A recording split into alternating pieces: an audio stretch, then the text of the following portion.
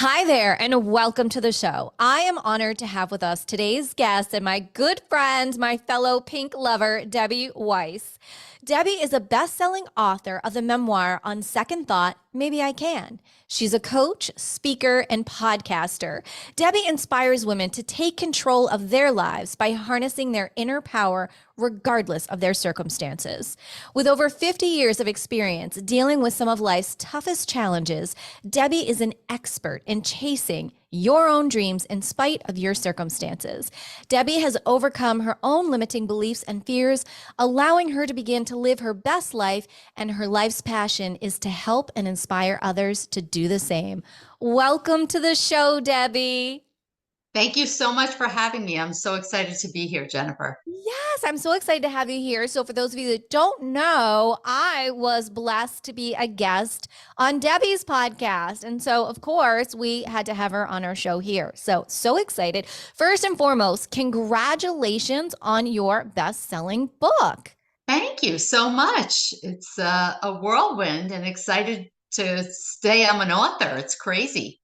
I love it. I think it's so amazing. It's such a great transformational story. And I love how authentic and vulnerable that you are in it.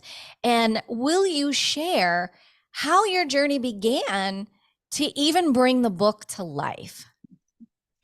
So I never had any dream of being an author. As a matter of fact, I was the girl in college who I would find out beforehand if you had to write big papers in that class, I was not taking it.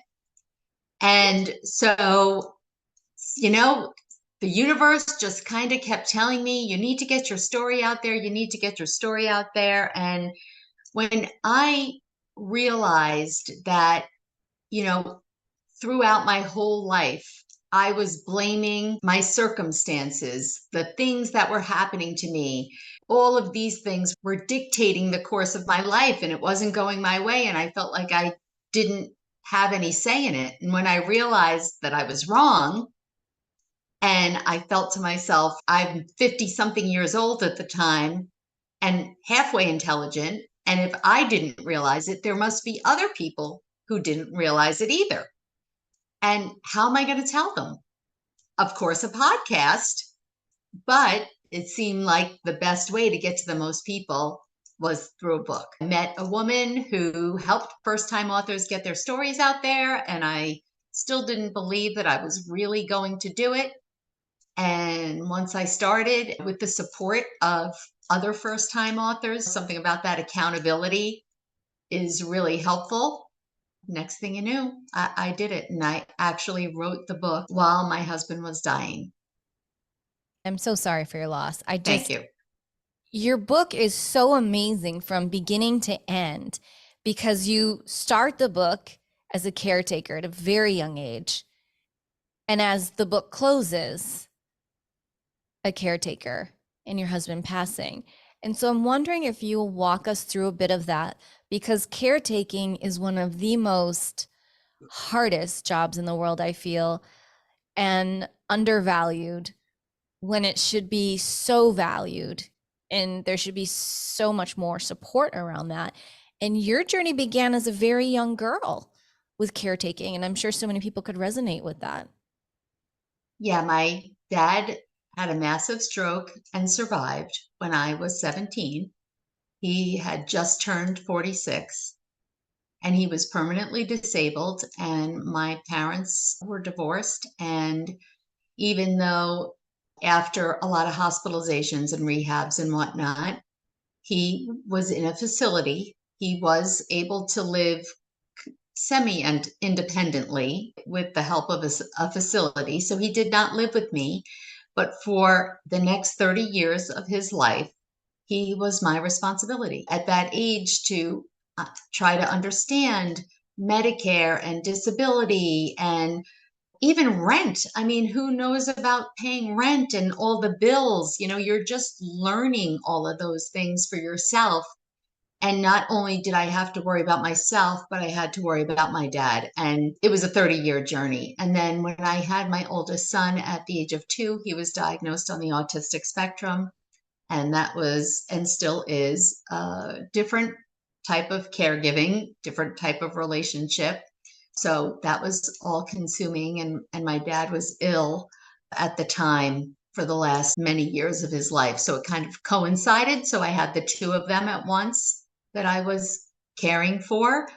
In addition, by the way, to still working full time, and I have a younger son and all those things. And then my husband, for the last many years of his life, was really deteriorating both physically and mentally. He suffered from both physical and mental illness, and he was permanently disabled and stopped working about 4 years before he died. And out of the blue, he was diagnosed with a terminal blood cancer that was unrelated to any of his other, and he had a whole laundry list of other things.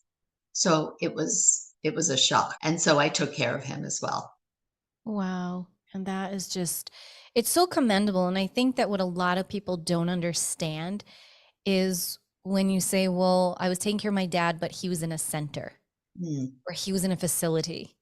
And the truth is if you know anything about that industry, and I specialized in it for 20 some years of my life, you still need to be there almost 24/7 because you don't know what really goes on in those facilities and in those situations. And so being such a young person and trying to take care of yourself, and now, like you said, trying to navigate that industry to make sure that he was getting the right care. I mean, what kept you going? How did you manage all that? I think in the beginning, it was empowering because I was shy in a way when I was a young girl. I always had a weight problem. And so I was always judged for the way I looked. And so I would rather not be judged. So I'd rather not be seen. And so if you don't want to be seen, then you don't speak up. And I wouldn't even go into a store and ask a question. I would send my brother, who was 4 years younger, 8 years old. Michael, go in there and ask because I'm not going to ask. And he would, but I wouldn't. But when my dad got sick, I was daddy's little girl. This was different. I wasn't going in there and talking on my behalf. Now I was empowered because I wasn't going to let my father down.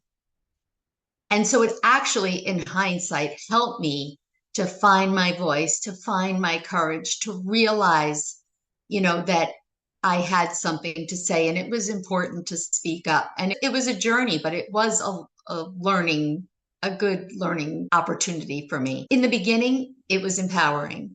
After a while, it was burdensome. I mean, I'm not going to lie. It was burdensome. All my friends were living life and a carefree life in their 20s and not having to worry about some of the things that I had to worry about. My father did some crazy stuff and got taken by a woman in the facility and got married. The woman thought he had money and he didn't have money, and he moved out. And at 25 years old, I had to figure out how to get him divorced and steal him from where he was. It was, everybody else was going on vacation or going out to a club. And these were the kinds of things that I had to worry about. My dad also, he had nothing and nobody else. And he called me all the time, all the time. And in hindsight, I wish I had more patience. But I did. It was frustrating. It was overwhelming. And I did become resentful. And even though obviously it wasn't his fault and all the things, and I never would have changed a thing, I am happy that I was the one who was there for him, but that didn't make it easy. Absolutely not. No. And when you think back, how many years ago was that? That was back when people didn't even discuss caretaking or support for caretakers or anything. And to what you spoke about, your dad and that woman, that's very prevalent in that industry. People have no idea how prevalent that is. And it's a taboo. It seems that people don't talk about it when it is something that it's necessary to think about that, because it happens actually, whether someone's in a facility or whether they are a senior anyways. It really is so prevalent for people to take advantage because they think they see money there. And so Oh, that is, oh my goodness, so much for you to underscore. And then when your son was born, that must have been such an elated time, but and thinking there's this beautiful light and carefree energy. And then all of a sudden, how did that feel? Was that another road? What did that feel like to you when you received that diagnosis? well, first of all, I had infertility struggles. So it took me years and many failed attempts to get pregnant in the first place. And so I was an older mom. And what did I know?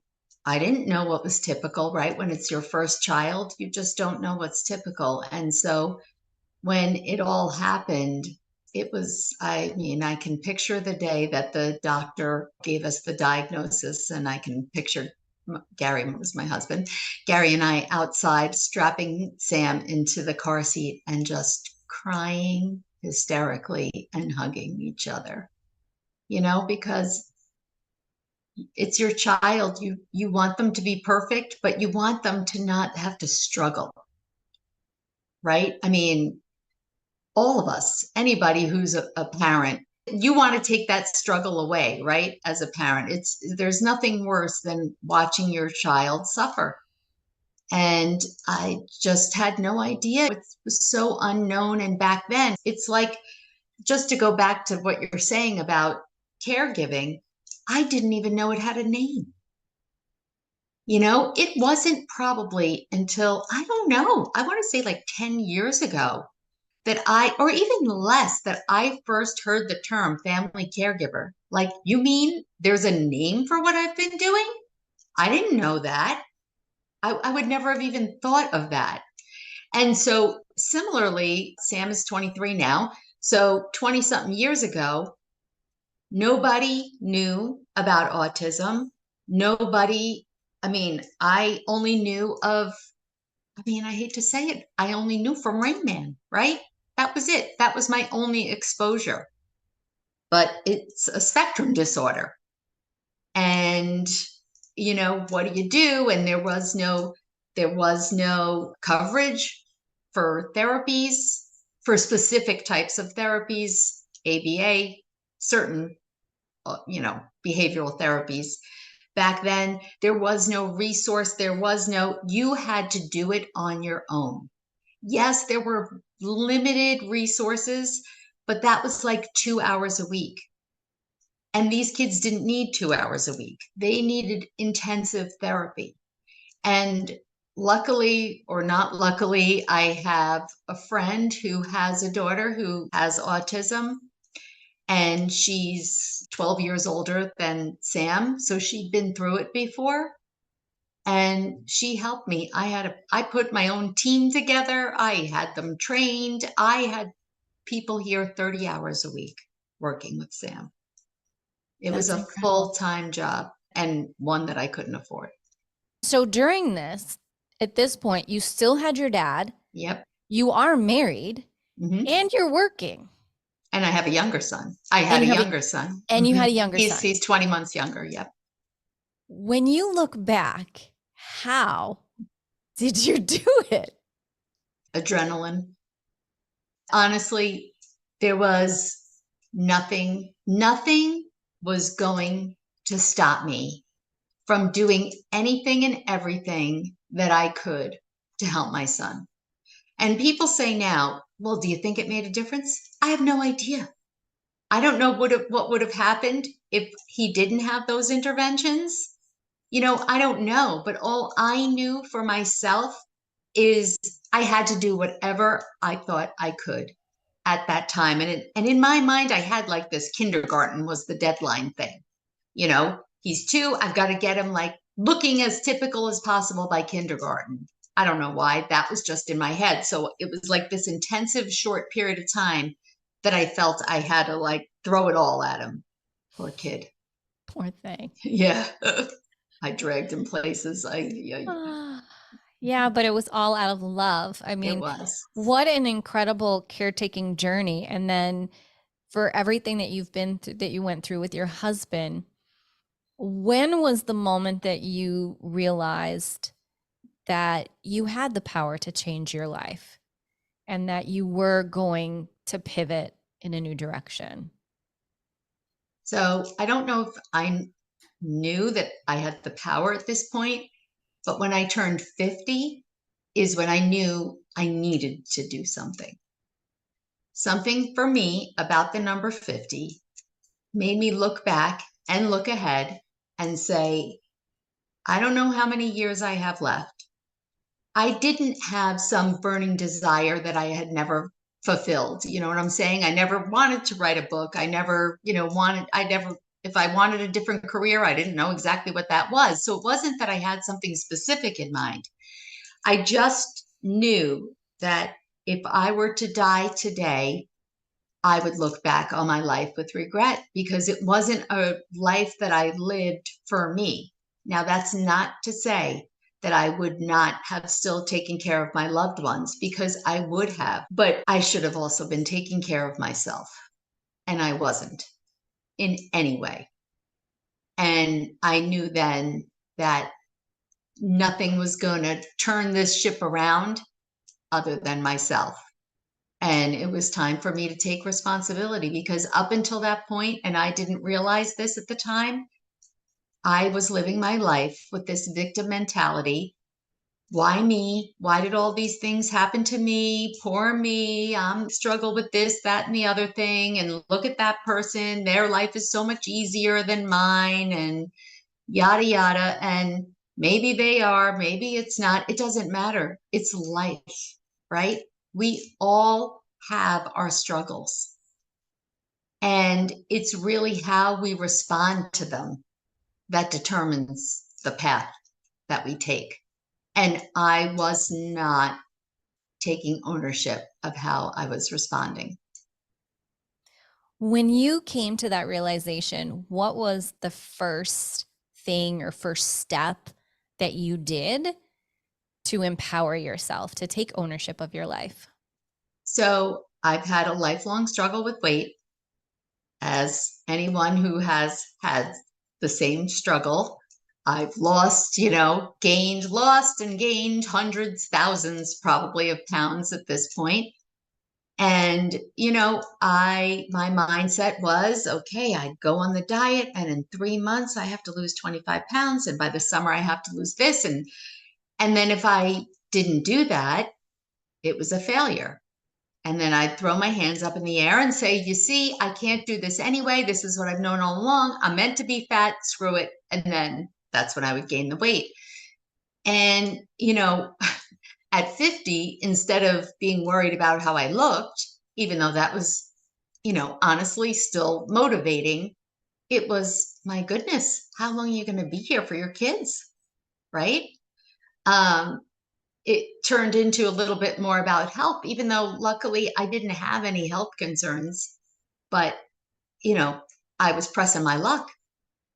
And so I went back to Weight Watchers for the millionth time, but I took a different attitude. I left that perfectionist thinking behind, and I didn't set any stringent time and number goals.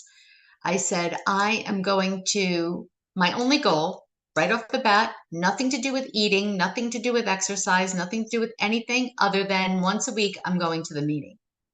That's it. If I do that, I'm a success. And that's all I did for about 2 or 3 months. And I didn't lose any weight, but I got in the habit of going. And then, okay, good for me. I felt like I was, feeling a little good about myself. Let me try and add something else. And then, slowly I would add little teeny things to that. In Weight Watchers, back then, you tracked your points, you tracked your food, right? So I'm going to track my food 50% of the time for 4 days a week. And same kind of thing. And it doesn't matter how long it takes, and it doesn't matter. None of it matters, because what I finally realized at that point was, this is not a diet. And now people say it all the time. My kids used to make fun of me, but they didn't understand. I had a mentality, you're on the diet or you're off the diet. And I would go out on a Saturday night and I would watch my skinny friends eat and drink probably more than I did. And I would think to myself, well, you see, that's not fair. But what I wasn't realizing is most of them weren't doing that 7 days a week. They were doing that 1 or 2 days a week or whatever they were doing. And it didn't matter what they were doing. If I want to make a change, it has to be for life. And so if this is for the rest of my life, does it really matter if I hit my goal in a year, 2 years, 3 years? No, as long as I'm moving in the right direction, I'm good. And that kind of took all the pressure off. And that meant, you know what? Today I want to eat those 2 chocolate chip cookies. I'm doing it and I'm not feeling guilty about it. But that doesn't mean that the rest of the day or the rest of the week or the rest of the weekend, I'm going to say, oh gosh, I blew it. And in the end, it was a mindset shift, but I was unfamiliar with what I was doing. I didn't know anything about mindset. I hadn't really learned the idea about, breaking a large goal into smaller bite-sized pieces. I don't know. I don't know where I got it from, but I'm happy I did. And so that's where it all started. And once I saw how it all worked, I thought to myself, well, maybe I can apply this to something else. And is that where the title Maybe I Can came from? Yes and no. I worked with a guy who is a story coach. This is a few years ago.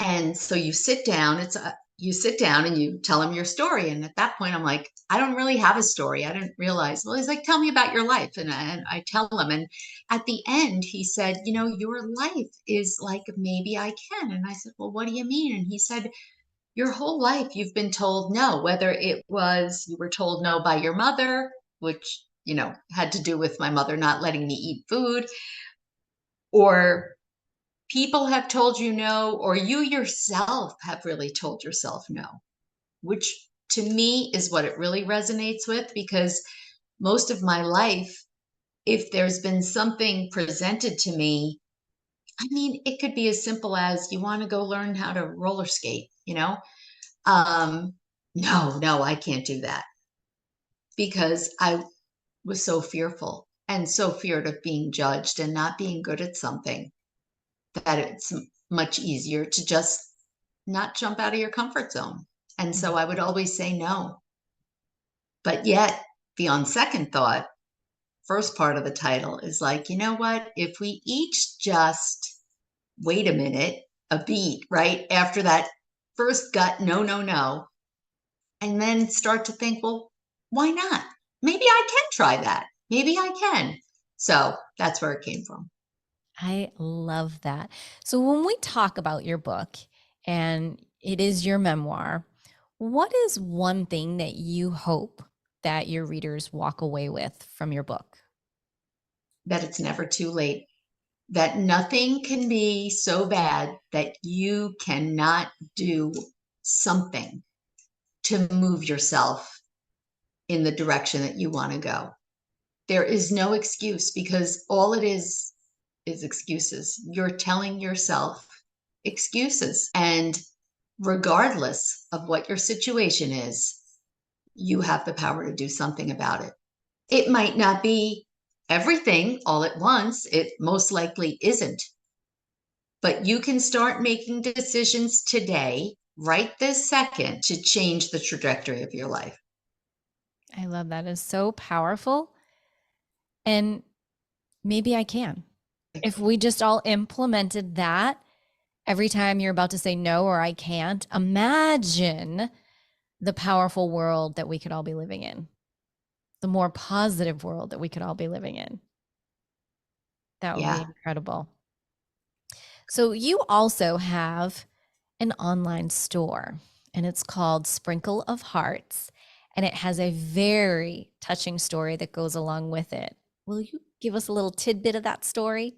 Sure. So I've always loved hearts. From the time I was a little girl, I love hearts. I love pink. I love red. And when I was in college in Washington, D.C., there was a store that only sold items with hearts in it. And I had never seen anything like that. And I wanted to live in that store.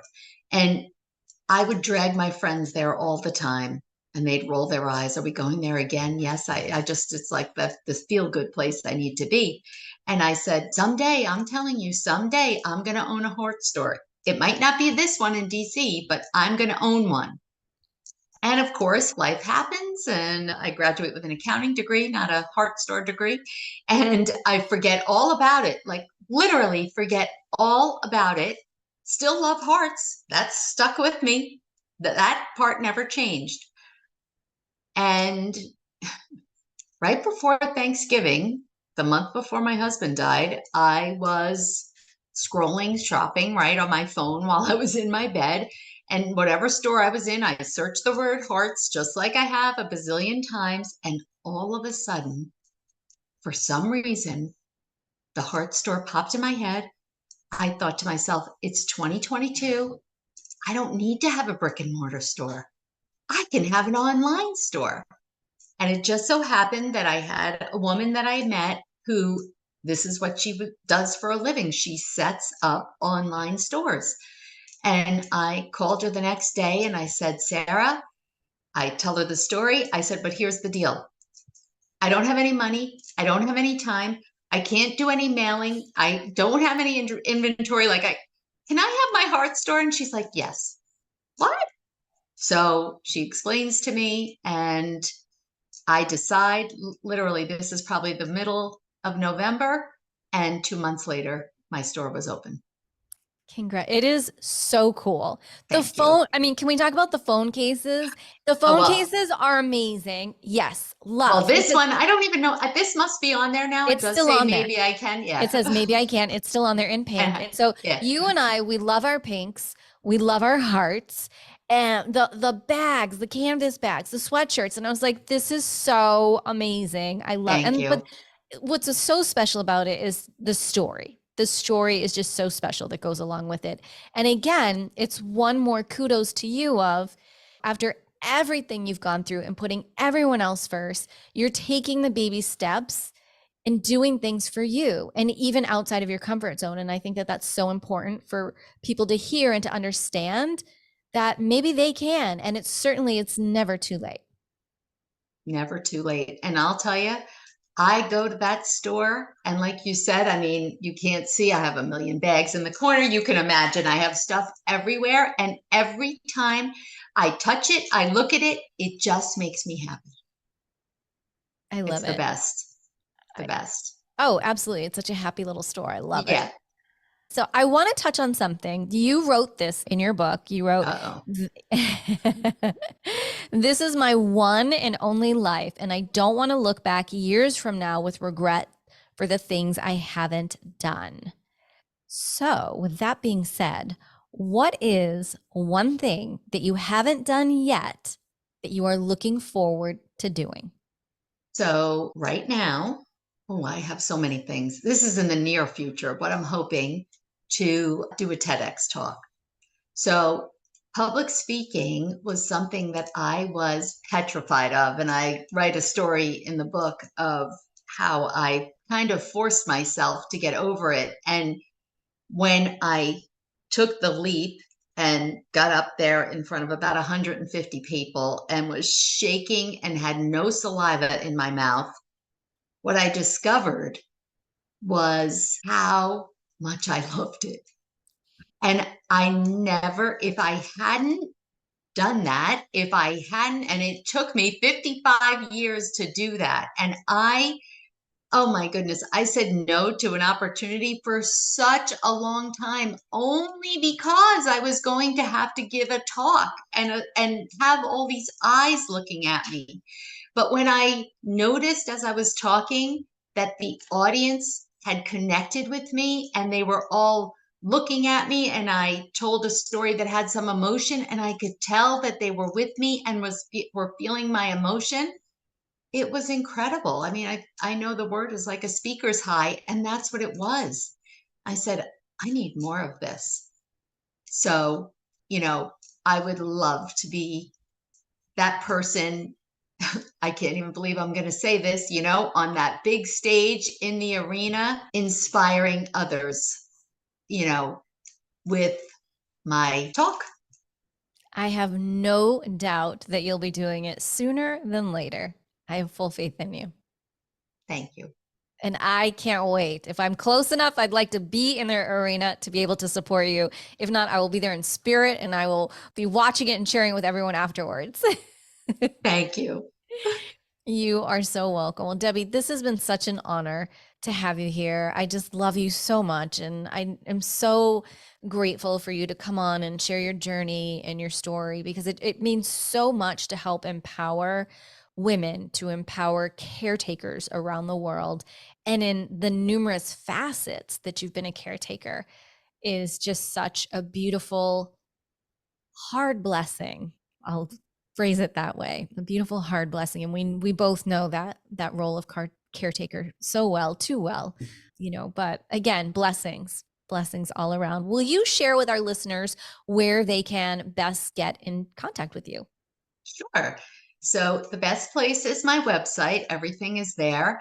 It's DebbieRWeiss.com. Got to put the R in there. Otherwise, you wind up on a realtor in California and you'll say, hey, this doesn't make any sense.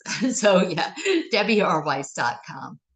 And as always, all of Debbie's information will be over in the show notes on jenniferpilates.com. And Debbie, as we close out the show today, what is one last piece of advice or inspiration that you'd like to leave with us?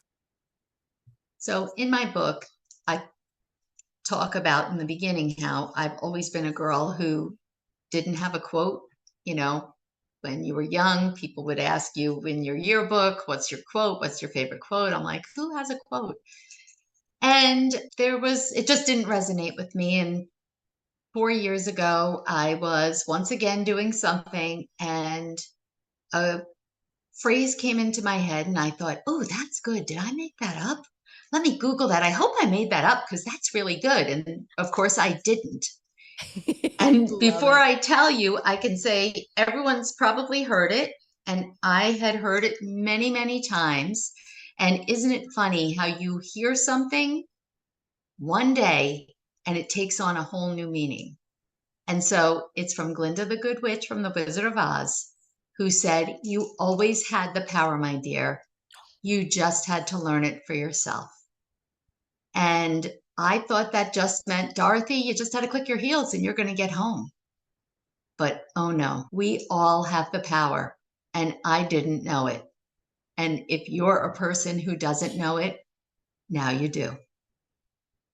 Oh my goodness. Tears, tissues, please. Oh my goodness. That I agree with you. That hits me so differently now than it did 20 years ago. That quote. It really resonates so much. And it's so true. Yeah. It really does. Thank you. That's beautiful. I didn't see that one coming. Oh, good. I'm glad I surprised you. You completely surprised me on that one. Oh, Debbie, thank you so, so much for being here. And again, all of Debbie's information will be over in the show notes on jenniferpilates.com. We'll have links to her website, to her book, to the store, so you can go shopping, all the things. Thank you so much for sharing your energy, your beautiful love for pink and our hearts. Thank you so much for being here. Oh, Jennifer, thank you. I really appreciate the opportunity to share my story with your listeners. Thank you. Well, as we say, until next time, may you live an empowered life from within.